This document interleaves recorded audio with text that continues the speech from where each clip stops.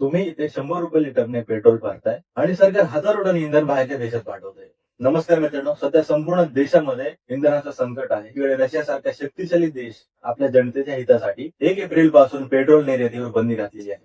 म्हणजेच रशिया 1 तारखेपासून कुठल्याही देशाला पेट्रोल किंवा डिझेल विकणार नाही. तर दुसरीकडे भारत आपल्या शेजारील देशांना हजारो मेट्रिक टन इंधन पुरवत आहे. नक्की भारताचे हे धोरण आपल्या हिताचे आहे. रशियाने घेतलेला हा निर्णय त्यांच्या नेशन फर्स्ट धोरणाचा भाग आहे. पण भारताची परिस्थिती थोडी वेगळीच आहे. भारताने श्रीलंकेला 38,000 मेट्रिक टन आणि बांगलादेशला 7,000 मेट्रिक टन डिझेल पाठवलेला आहे. इथे प्रश्न उपस्थित होतो की ज्या बांगलादेशामध्ये हिंदूंच्या विरोधात हिंसाचाराच्या घटना घडल्या त्यांना आपण मदत का करत आहोत. दुसरीकडे इराण सारखा आपला जुना मित्र ज्यांच्याकडून आपल्याला स्वस्त दरात तेल मिळू शकलं असतं त्यांच्याशी असलेले आपले संबंध आता पूर्वीसारखे राहिलेले नाहीत. जर रशिया आपली अर्थव्यवस्था आणि जनता सुरक्षित करण्यासाठी कठोर पावले उचलत असेल तर भारत सरकार आपल्या हक्काचे इंधन बाहेर का पाठवत आहे. युद्धजन्य परिस्थिती आणि जागतिक मंदी असताना भारतातील सर्वसामान्य जनतेला महागाईचा फटका सोसावा लागत आहे. अशा क्रिटिकल कंडिशन मध्ये आपल्या देशातील इंधन साठा बाहेर पाठवणे कितपत योग्य आहे. परराष्ट्र संबंध जपले पाहिजेत हे मान्य आहे, पण ते आपल्या देशातील जनतेच्या हिताचा बळी देऊन का,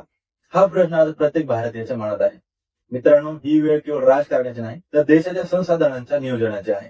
तुम्हाला काय वाटतं? भारताने आपल्या शेजाऱ्यांना मदत करणं थांबवून आधी स्वतःचा इंधन साठा सुरक्षित करायला हवा. तुमच्या प्रतिक्रिया कमेंटमध्ये नक्की सांगा. व्हिडिओ आवडला असेल तर व्हिडिओला शेअर करायला विसरू नका आणि अशाच माहितीसाठी जीवन गाडी ओरिजिनल या युट्यूब चॅनल सबस्क्राईब करायला विसरू नका. चला भेटूया एका अशाच माहितीपूर्ण व्हिडिओमध्ये. जय हिंद, जय महाराष्ट्र.